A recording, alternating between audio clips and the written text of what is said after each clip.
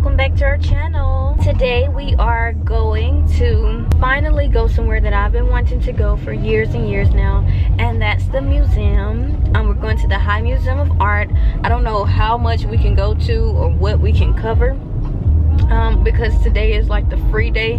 On Sundays, every second Sunday, you can get to go to the High Museum for free. So that's where we're going. There's supposed to be an installment from Virgil Abloh. He's the guy who's over menswear with Louis Vuitton since like 2018. And he also is over Off-White. So Off-White has done a whole bunch of collaborations. I think there's one with Nike that sold out. Hopefully we get to see that. But yeah, that's where we are going today. I tried to match Marcel. Who's my saying? I just said what's up, y'all. Yeah, I tried to match Marcel and wear a jean jacket, but I don't like it. So I think I'm just either keep this on or put on this black coat back there. But yeah, it's a pretty day today. It's cold, but the sun is shining, so that's what we're doing. We're in traffic now, but we're almost there. It ends at 5 and it's now 3:57. Afterwards, we'll probably try to go and get some food. Adjust. Oh my god. Okay.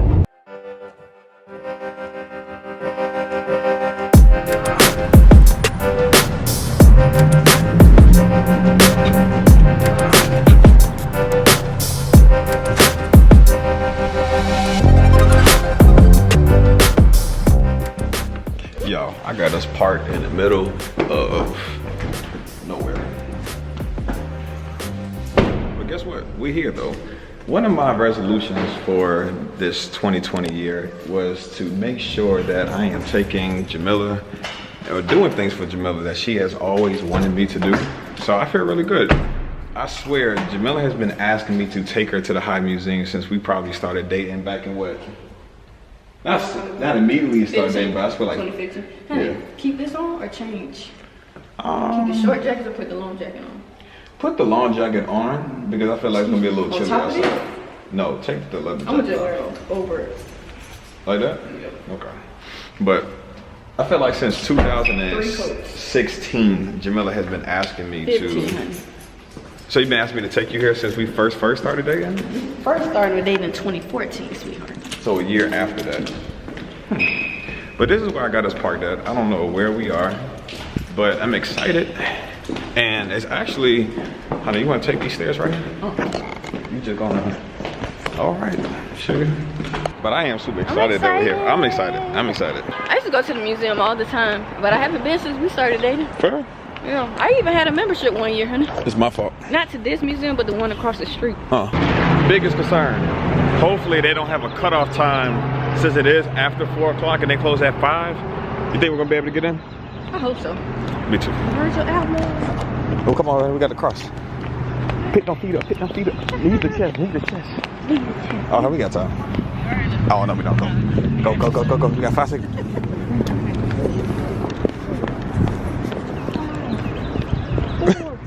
4, 3, 2, 1.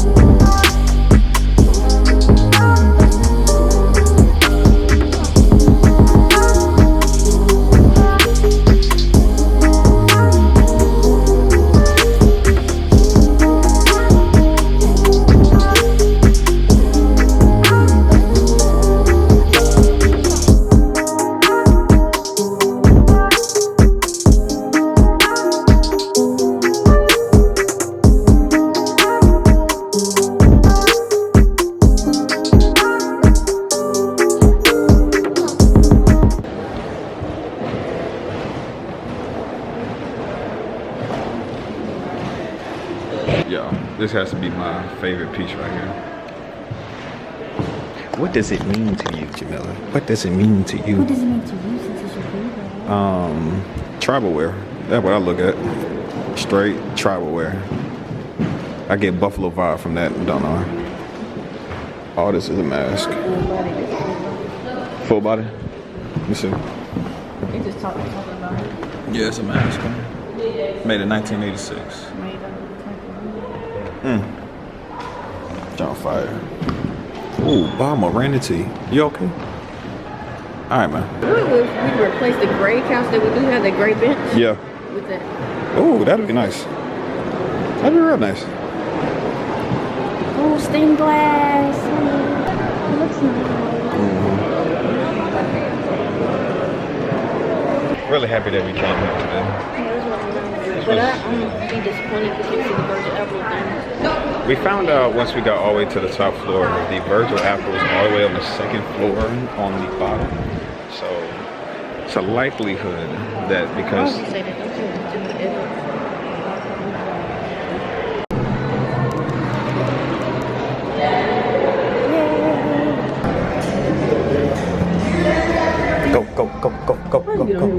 go. Well, I didn't get to see the Virgil Abloh thing, y'all. It's all my fault. It's not. But as a man, I'll take the blame. It's not your fault. Thanks, Andy. So we It are. was still a fun experience. Oh, I had a blast. Y'all, I honestly felt like this museum was gonna be super boring and I was like, why am I here? But I am super, super excited that we came today. And I kind of see us coming back here once it gets a little bit warmer. Honeybee wanted me to pose. Never.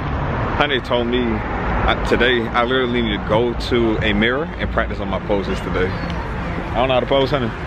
I had to straighten out Marcel's legs. It's just a lot, y'all. I'm about to jaywalk on your behind. Oh, thank you so much. Thank you. Come on. And you see, now we got the light. Honey's been getting compliments on her hat all day long. Oh, honey, make sure you don't leave out that part where you laughed at me when I came out the closet with it on. Because I was not expecting it. I was just like, honey about to just probably put her fly little black round thing hat on. Well, when she came out with that fur thing, but I told you that you look fly. Leave me alone. I ain't say that? Come on, look at you on these. This is so fun, though. Yeah. All right, CPK? Yeah, maybe. All right. CPK, y'all. CPK. Or I could do just crab. Ooh, what we're doing just crab. No, I meant to say no, we're doing CPK. Just crab. No, CPK. All right, got lost, not super lost. I'm on 17th Street, but Starting route to Atlantic Station. yeah, tell me to do it. That's what I thought. On today's message of Marriage Mondays is all about taking care of your spouse and their needs. That could be sharing the interests, such as we just left the museum, or it could simply be making sure, are they okay from work? Because I feel like work is really stressful. Well, one, sharing the interest of your spouse is very important, because I don't want to create an environment to where Jamila wants to do something and I'm just not showing any type of interest in it, because that makes you're only doing one, you're only making one spouse happy, or you're only doing things that one spouse likes to do. Make sure you're doing things that makes each other happy and each other joy. Like, you really don't like museums, so that's why we never went. You never really found an interest in it. But it shouldn't just be about what I care about. It shouldn't just be about, well, I don't like museums, so I'm never we ain't going. Because if I become disinterested in what Jamila wants to do, that can simply mean I'm becoming disinterested in our marriage, and that's not the message that I want to give across. But other than that, another topic that I want to discuss and talk with you all about is, do you check on the well-being of your spouse after the day's work? Because I feel like a lot of times it's easy for people to come home and say, all right, the work day's over. But I feel like simply asking, honey, how was your day, can mean like a whole lot. Check on each other, make sure each other are good. Right. And sometimes, the idea is that you never bring work home but sometimes that venting session is so necessary. Right. And I feel like you have to bring work home. Not necessarily like work on work, but it's like, it's so impossible to detach from work, because like, what if something bad happens while you're at work? You need, like you said, you need to be able to vent. And I feel like sometimes people keep up how they feel about work so bottled up to the point like it just breaks out, and then that causes arguments. I feel like working is like one of the main leading causes of divorce. Certain professions have a higher instance of divorce because you're working in those stressful occupations and those stressful fields, and teaching is one of those stressful fields. I remember looking up a list, and teaching was one of those occupations on the list where you have the most divorce. When you're working a stressful job, you begin to extend that extends from the workplace to your home environment, and it messes up your home environment. It messes up your relationships because you can't detach. You mad from work, or you're stressed out from work, you don't have enough sleep because of work, and then that in turn you could see that in your relationships. Yeah, like Jamila and I, we have a joke. It's not really a joke, but we really be taking shots at each other. We know what it is. Let us, like for example, summertime. Let summertime start dwindling down, and we start getting uptight. Don't even realize it. Yeah, it's just like innate. Yeah, it's like, Lord, honey, we like, oh, you about to go back to work, so now you mad. And it's like we just start fussing at each other from like nowhere. Even if it's like Christmas break, if it's spring break, if we about to go back to work, that stress just starts like pouring out of like our pores, seeping out of our pores. And Jamila and I, we just be going at it, and that's very unhealthy. Yeah, well, or maybe not even going at it. The energy is different when the break is over. The energy goes down. When we haven't had a break in a long time, the energy is low. You gotta be aware. Yeah. And then take the proper precautions and make the necessary changes. Yeah. To where y'all don't end a divorce. So, concluding question: how can people avoid allowing the stresses of their job to take away from their marriage? Like, what are some things that we do that has worked? Not saying that we're perfect, but what are some things that we do that kind of relieve the stress of work, to where like we notice that we're arguing a lot? How do we kind of, you know, cool that fire down a little bit? Well, I can only speak for myself. I'm just too. So I feel like what I do is I take a day off. And I don't mind taking the day off. If I feel like myself feeling overwhelmed, I look at my house, my hair, my makeup station. If stuff just out of order, I need a day off to regroup and rethink things and re-energize. Now, I feel like that's one thing you need to do. Well, I'll say this. Once the Georgia milestone passes, which is in May, I take several days off. I start to decompress from the school year, and I feel really, really good about it. Jamila will even take a day off with me. So that's something else too. Like, I feel like with us, because we work the same profession, it's easier for us to empathize because we're both teachers and we understand the stresses of teaching. To a certain extent, I feel like, yeah. But like, you waiting till May is not good. You waiting till May is not good for our relationship. And for our peace and for your health. Like, y'all, yesterday we did absolutely nothing. We went nowhere.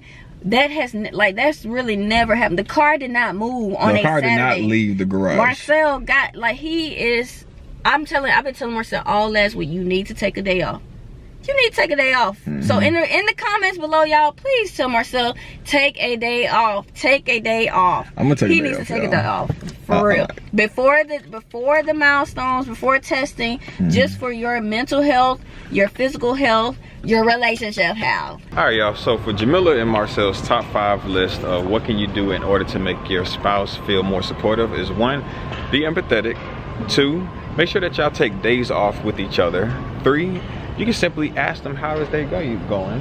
How did their day go? 4, find something that can help relieve their stress. Identify things that they enjoy. Identify things that can relieve their stress. That's right. And then, or your stress. Right. And 5, go places, do things outside of the work environment or home environment. Go out and do things. That's right. Oh yeah, I forgot about that. Oh, I got welcome.